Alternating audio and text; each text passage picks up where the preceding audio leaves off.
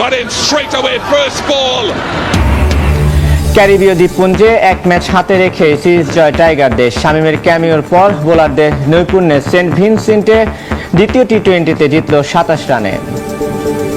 Caribbean পারে বাংলাদেশের ইতিহাস, ওয়েস্ট ইন্ডিজের মাটিতে ওয়েস্ট ইন্ডিজের বিপক্ষে টি-20 সিরিজ জিতে নিল টাইগাররা। সেন্ট ভিনসেন্টে দ্বিতীয় ম্যাচে ক্যারিবিয়ানদের 27 রানে হারিয়েছে লাল সবুজরা। ব্যাট হাতে ঝড় তুলেছিলেন শামীম, বল হাতে দাপুটে ছিলেন তাসকিন, শেখ মেহেদী। একই এ তো দেখি উইকেটের বৃষ্টি। তাসকিন ওয়েস্ট ইন্ডিজ খেলো নাকানি চুবানি। সেন্ট ভিনসেন্টে শামীমের হার না মানা 17 বলে 35 রান। জাকিরের দাঁতে দাঁত চেপে লড়াইয়ের আহ্বান। সবকিছু মিলিয়ে দ্বিতীয় টি-20তেও বাংলাদেশের জয়গান। এক ম্যাচ হাতে রেখেই ওয়েস্ট ইন্ডিজের বিপক্ষে টি-20 সিরিজ জয়ী বাংলাদেশ। আর্নস ভেলে লাল সবুজরা ছড়ালো 27 রানে জয়ের রেশ। যদিও এদিন শুরুটা ছিল ভিন্ন। প্রথম ম্যাচের মতো এবারও টাইগাররা টস এনে ব্যাটিংয়ে। শুরু থেকেই একের পর এক ভুলের ছড়াছড়ি। দ্বিতীয় ওভারেই ক্যাচ তুলে লিটন জাগান ভীতি, কিন্তু আকিল হোসেনের ব্যর্থতায় সে দফায় বেঁচে যান টাইগার কাপ্তান। তবে ব্যর্থতাই যেন লিটনের ভাগ্য। তৃতীয় ওভারে স্টাম্পিং এর ফাঁদে তাকে পড়তে হলো। লিটনের নামের পাশে 10 বলে মোটে 3 রান। ওয়ান ডাউনে নেমে তানজিদ তামিমও তুলতে পারেননি গর্জন। মাত্র 2 রানে ওর উইকেট তুলে নেন রোস্টন। পাওয়ার প্লেতে বাংলাদেশ বোর্ডে তোলে 2 উইকেটে মাত্র 29 রান। আগের ম্যাচে ব্যাটে ঝড় তুললেও এবার আর পারেননি সৌম্য সরকার। 18 বলে 11 রানে হন রান আউটের শিকার। সবচেয়ে বেশি সুযোগ পেয়েও মেহেদী মিরাজের ব্যাটে আক্ষেপ। 2 বার লাইফ পেয়েও হন 26 রানে চেকমেট।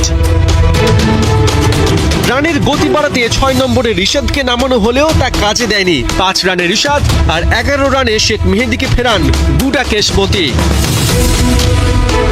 জাকের আলীর 20 বলে 21 রান ছিল কিছুটা ব্যতিক্রম। তবে শামীম পাটোয়ারির ব্যাটে সেই পুরনো তেলেসমাতি। ওর ব্যাটে 2 ছক্কা আর 2 বাউন্ড। বাংলাদেশ 7 উইকেট হারিয়ে 129 রান তোলে বোর্ডে। ছোট লক্ষ্য ডিফেন্ড করতে নেমে তৃতীয় ওভারে টাইগারদের ব্যাক টু ব্যাক সাফল্য এনে দেন তাসকিন। প্রথম বলে 8 রানে আউট হন ব্র্যান্ডন কিং। ওই ওভারের পঞ্চম বলে আন্দ্রে ফ্লেচারও ছন্ন ছাড়া। তাসকিনের বলে আউট হবার আগে খুলতে পারেননি রানের খাতা। তাসকিনের পর এবার দৃশ্যপটে শেখ মেহেদী। জনসন পুরানদের কাছে দুর্বোধ্য ওর ডেলিভারি। 14 রানে জনসন চার্লসকে লেগ বিফোরের ফাঁদে ফেলার পর পুরানকেও শেখ মেহেদী তুলে নেন মাত্র 5 রানে।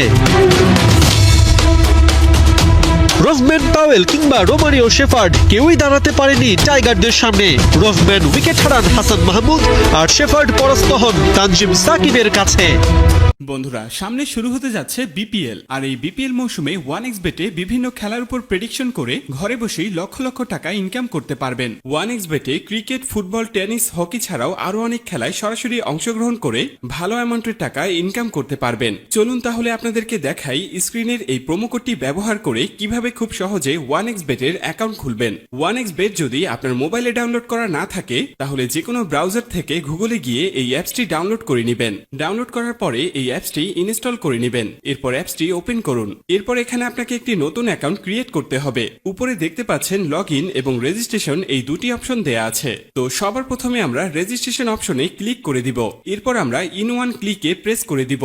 এরপর আপনার সামনে একটি ফর্ম চলে আসবে। ফর্মে এই প্রোমো কোডের অপশনটিতে অবশ্যই স্ক্রিনে দেওয়া অফিসিয়াল প্রোমো কোডটি ইউজ করতে হবে। আর প্রোমো কোডটি হচ্ছে W22X। প্রোমো কোডটি খুবই ইম্পর্টেন্ট, কারণ প্রোমো কোড ইউজ করলে আপনি 24 ঘন্টা টাকা ডিপোজিট এবং উইথড্র করতে পারবেন কোনো ধরনের কোনো সমস্যা ছাড়া। এছাড়া প্রতি সপ্তাহে ক্যাশব্যাক সহ অ্যাকাউন্ট খোলার সাথে সাথে আপনি পেয়ে যাবেন 100% বোনাস। তাই প্রোমো কোডটি এখানে অবশ্যই সঠিকভাবে দিবেন, কারণ প্রোমো কোড যদি আপনি সঠিকভাবে না দেন তাহলে কিন্তু আপনার অ্যাকাউন্টটি 100% ভেরিফাইড হবে না আর আপনি বোনাসও পাবেন না। তো প্রোমো কোডটি সঠিকভাবে দেওয়ার পরে নিচের খালি ঘরটিতে টিক দিয়ে নিচের রেজিস্ট্রেশন অপশনটিতে ক্লিক করে দিবেন। এরপরে এখানে আপনাকে একটি ইউজার ইউজার আইডি এবং পাসওয়ার্ড দেয়া হবে। এই ইউজার আইডি এবং পাসওয়ার্ডটি আপনি খুব যত্ন সহকারে কোনো নোটপ্যাড অথবা ফোনে সেভ করে রাখুন। মনে রাখবেন ইউজার আইডি এবং পাসওয়ার্ড হারিয়ে গেলে আপনি আপনার অ্যাকাউন্টে আর ঢুকতে পারবেন না। এরপর নেক্সট অপশনে ক্লিক করে লগইন অপশন থেকে লগইন করে নেবেন। এবার চলুন কিভাবে আপনার অ্যাকাউন্টটি ভেরিফাইড করবেন তা দেখে নেওয়া যাক। প্রথমে নিচের কর্নারে মেনু অপশনে ক্লিক করুন।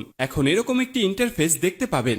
এখান থেকে মোবাইল নাম্বার ও এনআইডি কার্ড দিয়ে ভেরিফাইড করে নিতে হবে। এখন এখানে ফোন নাম্বারের সাথে যে লিংক অপশনটি রয়েছে সেখানে ক্লিক করবেন। এরপর এখানে রেগুলার ইউজার ফোন নাম্বারটি বসিয়ে নেক্সট বাটনে ক্লিক করে দিবেন। এরপর সেন্ড অপশনে ক্লিক করবেন। এরপর ভেরিফিকেশন কোডটি এখানে বসিয়ে দিয়ে কনফার্ম বাটনে ক্লিক করলেই আপনার ফোন নাম্বারটি অ্যাড হয়ে যাবে।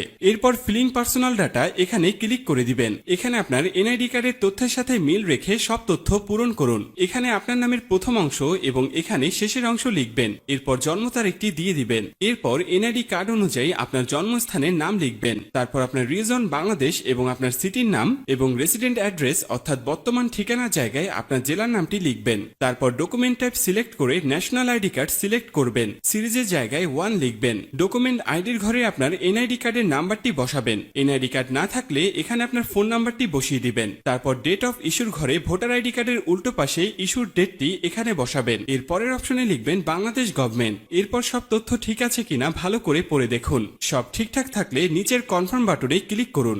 গাইস একটু অপেক্ষা করলে দেখতে পারবেন এখানে অ্যাকাউন্ট ভেরিফিকেশন সাকসেসফুল হয়ে গেছে। এরপর দেখবেন চেঞ্জেস মেথড সাকসেসফুল লেখা চলে আসলে বুঝে নেবেন আপনার অ্যাকাউন্টটি 100% ভেরিফিকেশন হয়ে গেছে। এবার আপনি যে কোনো খেলা শুরু করে দিতে পারবেন।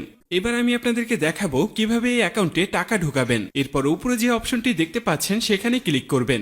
এরপর নিচের দিকে স্ক্রল করলে দেখতে পারবেন টাকা ঢোকানোর অনেকগুলো মেথড রয়েছে। চাইলে আপনি সেই মেথডগুলোর মাধ্যমে টাকা ঢোকাতে পারবেন। ক্যাশ নগদ রকমের মাধ্যমে মাত্র 1 সেকেন্ডেই টাকা ডিপোজিট করে নেবেন। তো এখানে প্রথমে দেখুন রিকমেন্ডেড মেথড। তো এখানে আছে ফার্স্ট বিকাশ, ফার্স্ট নগদ থেকে অটো ডিপোজিট করব এবং এখানে আপনার কোনো নাম্বারে টাকা পাঠাতে হবে না এবং এখানে কোনো ধরনের ট্রানজাকশন আইডি বসাতে হবে না।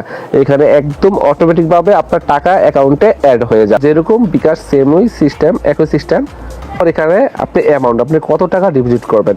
তো আমি এখন এখানে 2000 টাকা ডিপোজিট করবো। তো এখানে 2000 টাকা লিখলাম। তারপর এখান থেকে নেক্সটে ক্লিক করবো। আর আপনার যে নগদ নাম্বারটা আছে আপনি এটা এখানে দিয়ে দিবেন। তো আমি আমারটা দিয়ে দিতেছি, দিয়ে দিলাম। তারপর এখানে দেখুন প্রসেস।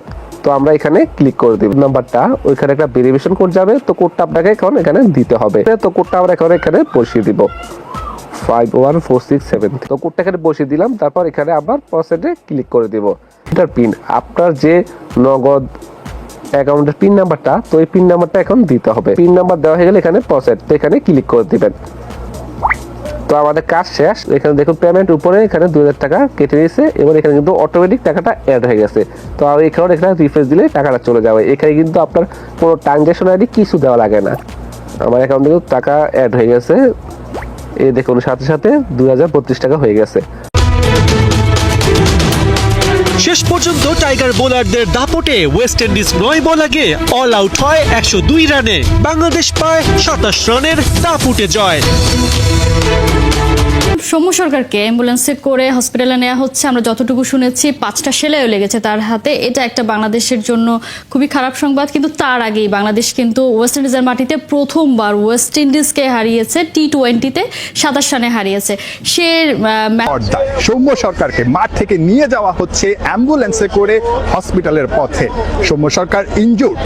সৌম্য সরকার যখন আজকে স্লিপে ফিল্ডিং করছিলেন তখন দ্রুত গতিতে আসা একটা বল তার হাতে, তার আঙ্গুলে প্রচন্ডভাবে আঘাত হানে এবং সঙ্গে সঙ্গে যারা ফিল্ডার ছিলেন আমরা দেখেছি মেহেদি হাসান, মিরাজ, জাকির আলী, তাদের যে অভিব্যক্তি সেটা দেখেই বোঝা গেছে সৌম্য সরকারের ইনজুরিটা আসলে কতটা গুরুতর। আপনারা দেখছেন স্ক্রিনে সৌম্য সরকারকে ঠিক শুয়ে নিয়ে যাওয়া হচ্ছে। তার হাতে ব্যান্ডেজ, নিঃসন্দেহে সেলাই লেগেছে কিংবা সেলাই লাগবে, হয়তোবা এমআরআই করতে হবে, এক্সরে করতে হবে। সেজন্যই তাকে আসলে মাঠ থেকে যখন ম্যাচটা চলছিল তখন আসলে তাকে বের করে নিয়ে যাওয়া হচ্ছে তার চিকিৎসার জন্য।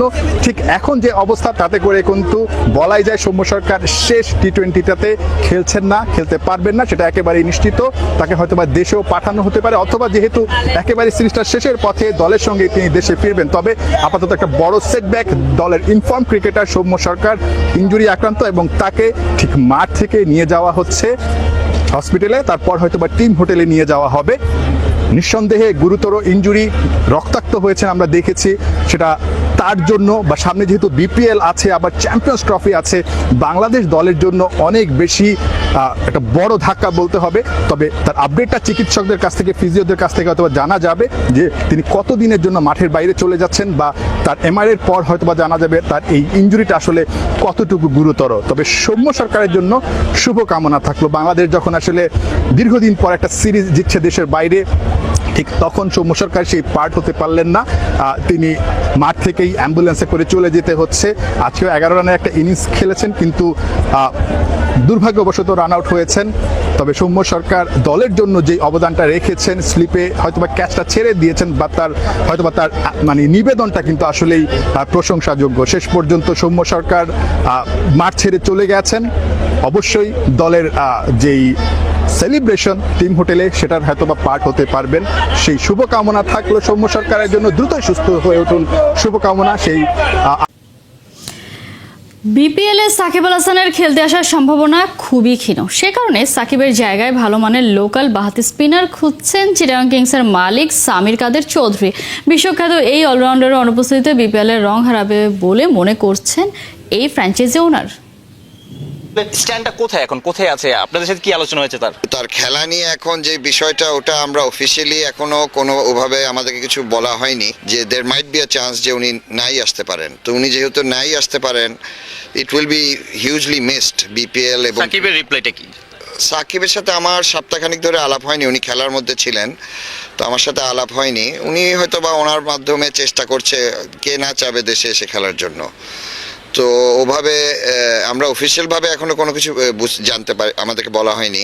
সাকিব আল হাসান ধরে নিচ্ছে আসবে না, কত বড় লস বিপিএল এর জন্য, বাংলাদেশের ক্রিকেটের জন্য এবং চিটাগাং কিংসের জন্য? যে অবশ্যই, যেগুলো যে তিনোটা সেক্টর আপনি বলছেন, তিনোটা সেক্টরের জন্য এটা বিশাল লস।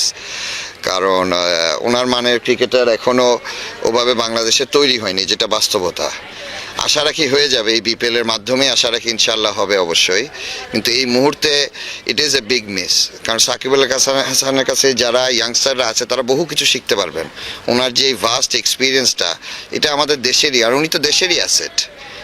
সাকিব আল হাসান না থাকে আপনাদের স্পন্সর পেতে সমস্যা হচ্ছে, আপনাদের ফ্যান বেসটা সেভাবে ক্রিয়েট করতে সমস্যা হচ্ছে?